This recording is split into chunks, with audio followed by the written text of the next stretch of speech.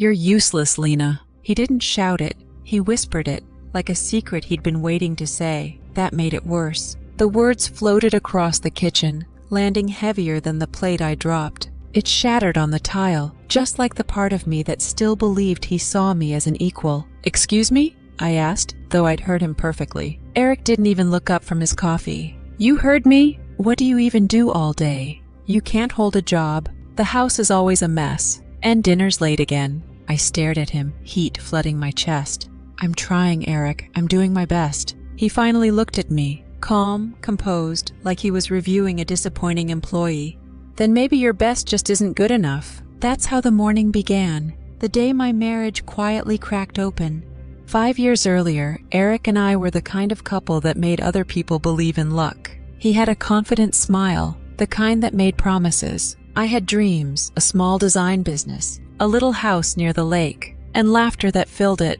But life doesn't follow blueprints. 2 layoffs, 1 miscarriage, and a global downturn later. We were paying bills with credit cards and sleeping on opposite sides of silence. I'd taken freelance projects, juggled part-time work, anything to help us breathe. But every time money got tight, his patience got shorter. At first, it was jokes. Maybe if your little side gigs paid better. Then it was sighs, looks, sarcasm. Until that morning, when the word useless finally escaped his mouth. After he left for work, I just stood there among the shards of glass. The coffee had gone cold, the toast untouched. Outside, the garbage truck clanged by, collecting other people's broken things. I sank onto the floor, hugging my knees. I wanted to cry, but the tears wouldn't come. Somewhere inside me, something harder than sorrow began to take shape. Something sharp, steady, alive. I'd been surviving for him, adjusting for him, shrinking for him. But what if I stopped?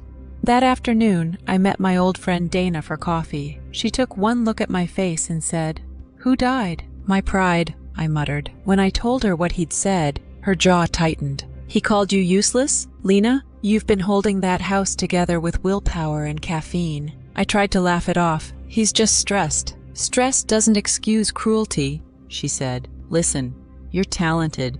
Remember those sketches you used to post? People loved them. It's been years. Then start again. Prove him wrong, not with anger, but with success." Her words lodged somewhere deep, like a match waiting for friction. That night, after Eric went to bed, I pulled out my old tablet. It was dusty, slow, but it still worked. I opened my design files, the ones I hadn't touched since before everything fell apart.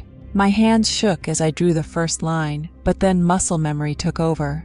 Hours passed. The world shrank to color, texture, rhythm. When I finally looked up, dawn had started to smear pink across the window. For the first time in months, I felt useful. Eric noticed the dark circles under my eyes. "Up late again?" "Working," I said simply. He smirked. "On what? Your little doodles?" I smiled back, calm. "On my future." He blinked, confused, then waved a hand dismissively. "Just don't forget to pick up my dry cleaning." "Of course," I said, but my mind was already miles ahead. After he left, I opened my laptop and began searching for freelance design contests, remote work, anything that would let me build something of my own again. Every click felt like stitching together the person I used to be. Eric thought he'd broken me with a word. He didn't realize he'd just lit the fuse. For the next few weeks, I built my second life in silence. By day, I still played the part, cooking, cleaning, pretending not to notice when Eric scrolled through job listings for better providers. By night, I worked. I designed logos for small businesses, wedding invitations for strangers who never saw my face, and cover art for indie writers who just needed someone to make their dreams look real. Every deposit notification on my phone was tiny, but it was proof I wasn't useless.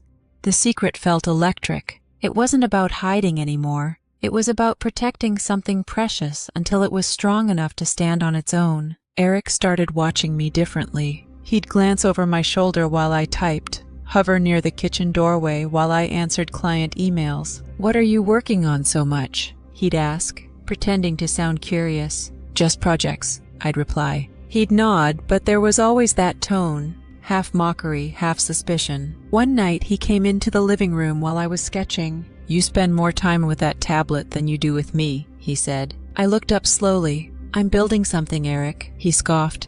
Building what? A hobby doesn't pay bills. Neither does criticism, I said quietly. The silence that followed was the loudest thing I'd ever heard.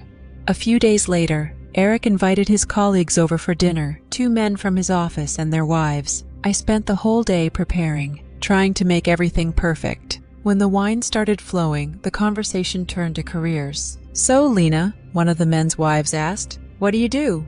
Before I could answer, Eric chuckled. "She tries to do graphic design," he said, voice light but sharp. "Mostly she just scrolls Pinterest and calls it work." The table laughed politely. I forced a smile so tight it hurt. Inside, I felt something close to breaking, but it wasn't me this time. It was the last thread of patience I had left for his version of love. When they left, I said nothing. I cleaned in silence, plate by plate. Eric leaned against the doorway, arms crossed. "Don't look at me like that. It was a joke." "It was disrespect," I said without looking up. "Oh, come on, stop being dramatic." I turned then, meeting his eyes. "You don't get to belittle me and call it humor." He rolled his eyes. "You're so sensitive lately. Maybe if you actually contributed something, you'd feel better." That line burned itself into me. I didn't respond. I just kept cleaning, each motion slower, more deliberate. Because in that moment, I made a silent promise. He'd eat those words one day. The next morning, I woke up early and applied for a small business grant I'd seen online. It was meant for women entrepreneurs. The deadline was in 3 hours. I filled out the form with shaking fingers, uploaded my best designs, and hit submit. When I closed the laptop, I whispered to myself, "This is for me." That night, while Eric slept, I made a list. Clients, deadlines, savings goals, everything I needed to turn my side work into something real. The list wasn't long, but it was alive. 2 weeks later, I got the email. "Congratulations, Lena. Your application has been selected for the Women Rising Grant. We'll be funding your design startup." I reread it 10 times. My hands trembled. $10,000. Enough to buy equipment, register a business, and breathe. When Eric came home, I couldn't keep the smile off my face. "What's got you grinning?" he asked, suspicious as ever. "I got a grant," I said. "They're funding my design business." He laughed, not the happy kind. "You? Running a business? Let's not get carried away." I looked him in the eye. "You'll see." That night, I stayed awake planning my next steps. A logo, a website, a name. Revive Design Studio. Because that's exactly what I was doing, reviving myself. Eric could mock me all he wanted, but the gears were already turning. He just didn't realize yet that his useless wife was about to outgrow him completely. 3 weeks later, my business license arrived in the mail. I held that thin piece of paper like it was gold. For once, my name, Lena Carter, owner, Revive Design Studio, looked official, powerful. I took a deep breath and posted the announcement on social media. After years of doubt, I'm finally launching my design business. Thank you to everyone who believed in me. Within hours, the likes poured in. Old clients, friends, even strangers cheering me on. Each notification was a spark, lighting something inside me that Eric had spent years dimming. When he came home, I showed him the post. He barely looked at it. "That's nice," he said. "Just don't expect it to replace a real income." I smiled sweetly. "You'll be surprised what a useless woman can do." He looked up, startled by the edge in my tone, but I'd already turned away. My first official client came from an unexpected place, a small cafe looking for a rebrand. They'd seen my work online and wanted something modern but warm. When the owner, Maria, said, "I'll pay your full rate," I almost cried. I poured every ounce of heart into that project. Days blurred into nights, and when I finally presented the final logo, an elegant, hand-drawn coffee cup wrapped in vines, Maria gasped. "This is perfect," she said. "You really see people through your work." That sentence hit harder than any insult Eric had ever thrown. Because yes, I saw people. I understood struggle, imperfection, hope. That was my art. Meanwhile, Eric's company was cutting back. He came home irritated, slamming doors, muttering about layoffs. One night, as I worked, he said sharply, "Do you have to be on that laptop all night?" "I'm finishing a client project." "You mean your little side hustle?" I looked at him, steady. "It's not little, it's mine." He scoffed.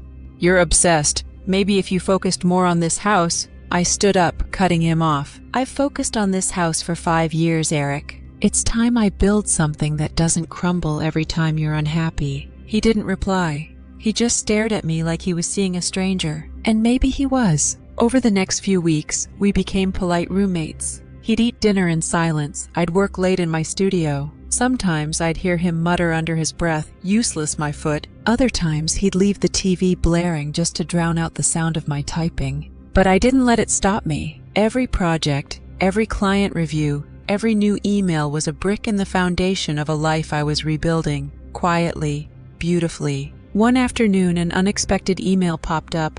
"We'd love to feature Revive Design Studio at our Women in Business showcase next month." I stared at the screen, heart racing. It wasn't just a chance to display my work. It was exposure, credibility, proof that I was becoming someone he could no longer belittle. When I told Eric, he frowned.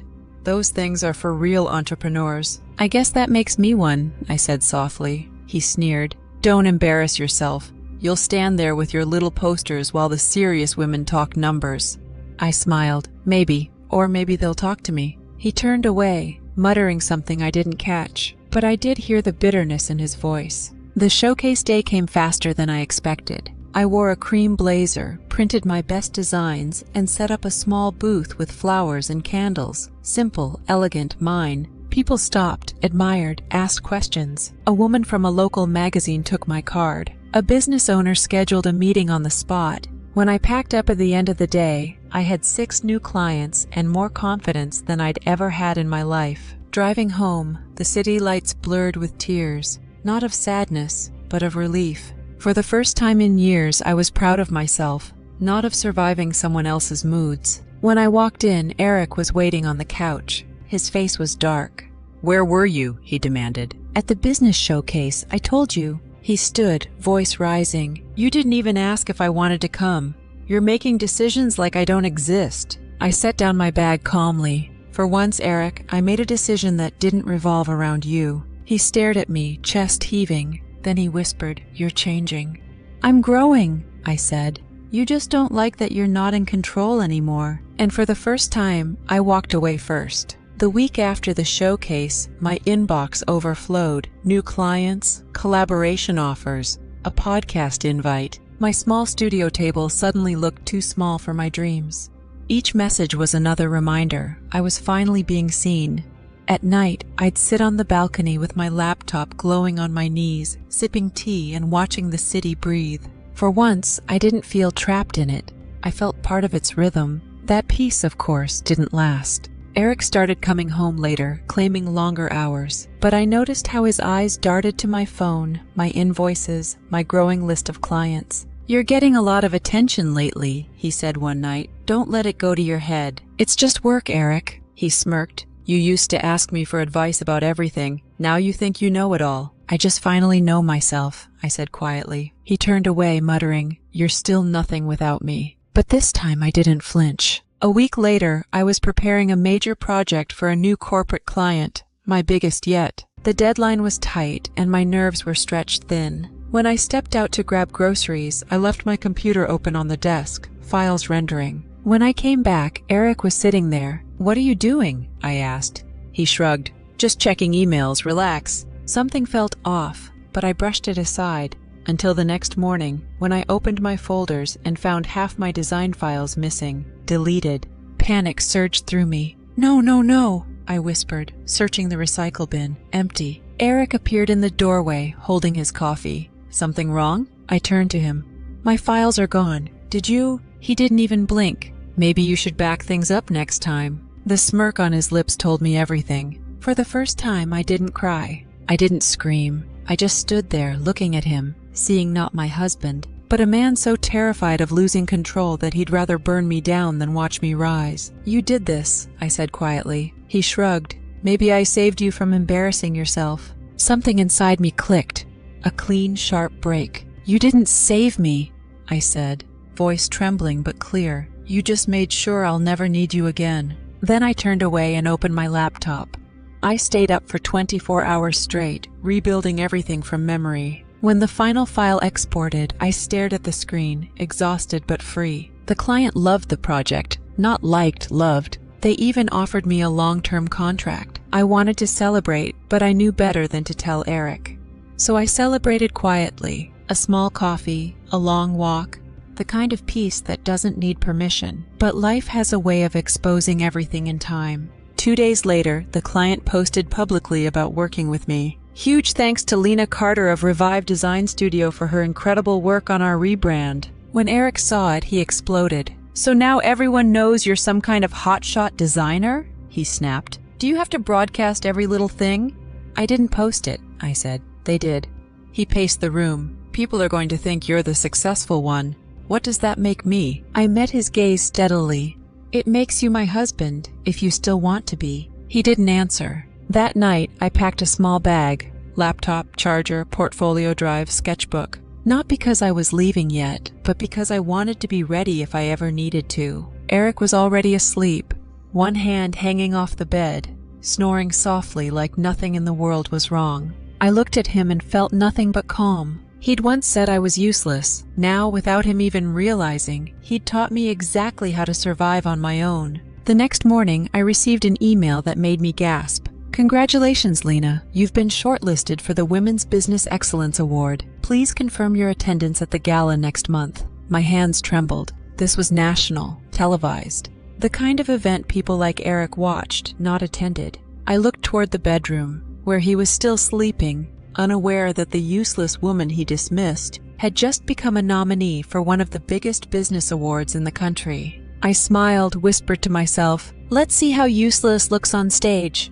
The email replayed in my mind all week like a song I couldn't stop humming. A national nomination. My name among entrepreneurs I'd once only admired from a distance. The gala was in 3 weeks, black tie, televised, and filled with people who believed in building, not belittling. When I told Eric, he barely looked up from his phone.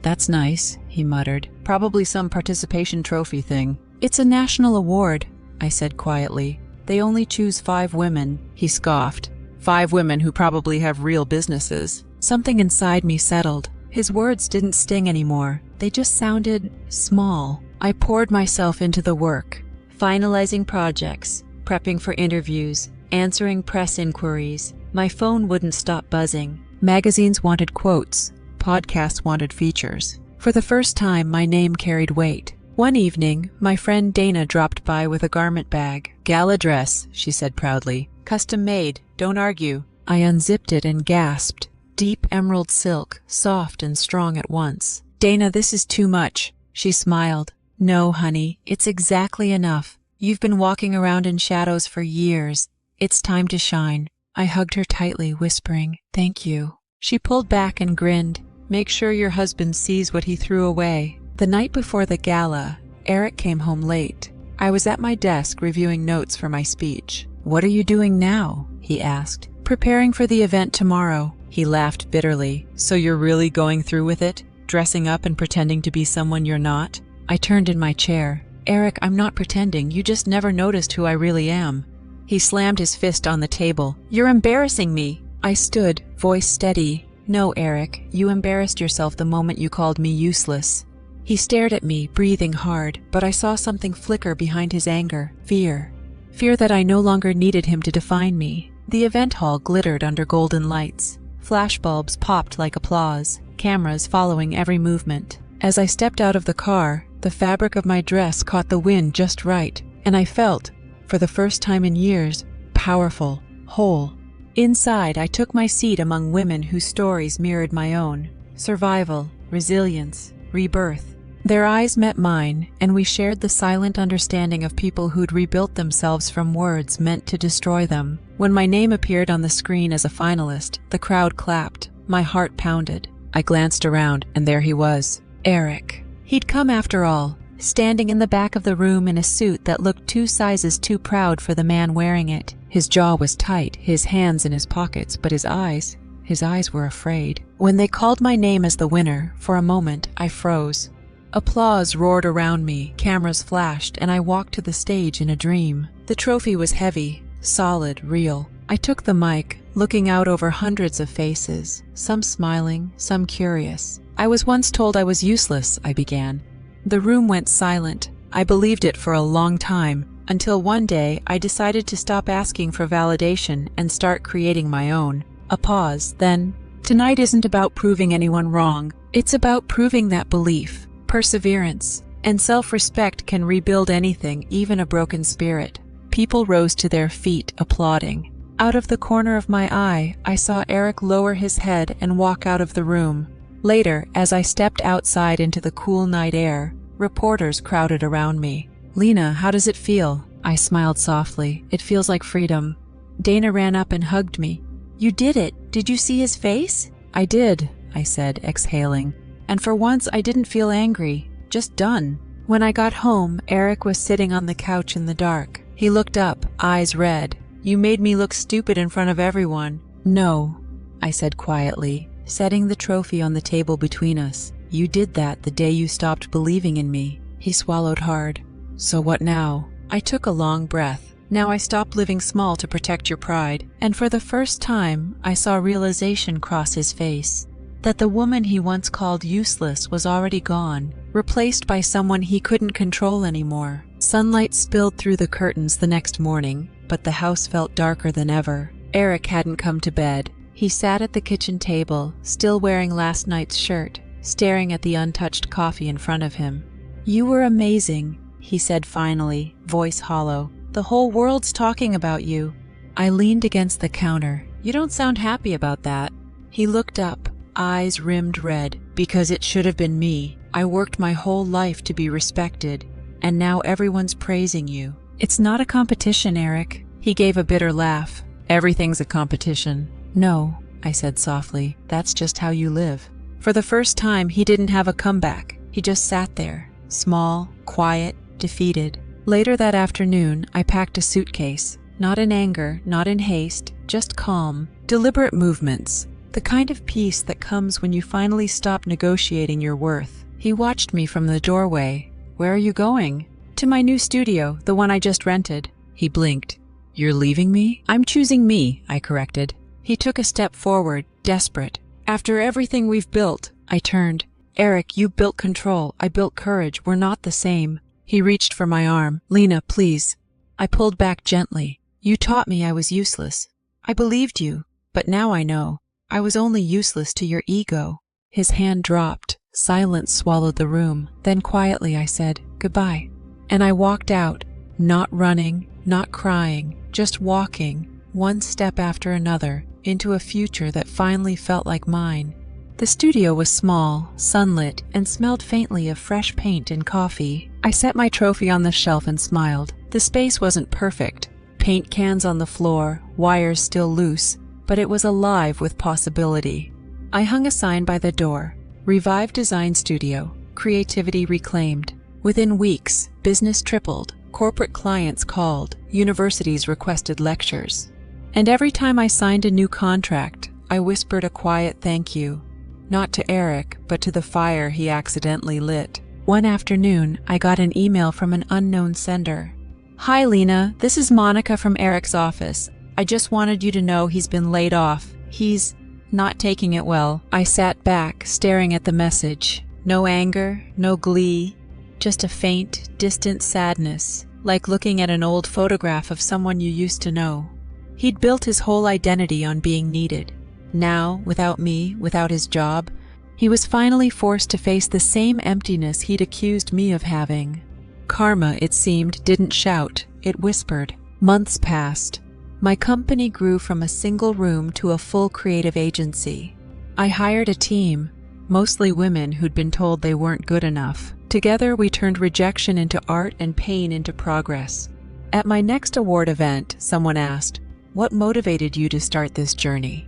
I smiled at the microphone. "Being underestimated, it's the best fuel for transformation." The audience applauded, but I wasn't thinking about the cameras. I was thinking about the version of me who once sat on a kitchen floor, crying over broken glass and cruel words. I wished I could tell her, "One day, you'll be the woman you were trying so hard to become." A month later, a letter arrived at my office. No return address. I knew the handwriting immediately. "Lena, I watched your interview last night.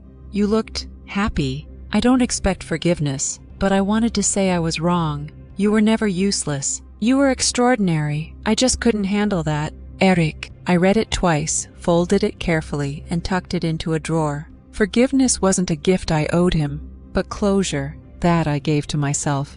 Standing by my studio window, I looked out at the city that once felt too big for me. Now it felt like home. I turned to the camera, smiling softly. Sometimes the people who call you useless do it because they're terrified you'll realize how powerful you really are. I paused, letting the words settle. So when someone doubts you, don't shrink, build. When they mock you, don't argue, work. Because the sweetest revenge is simply becoming everything they said you couldn't. I held up the trophy one last time and said, "Tell me in the comments, have you ever been underestimated and proved them wrong?" Then I smiled, the kind of smile that says I made it. Fade out.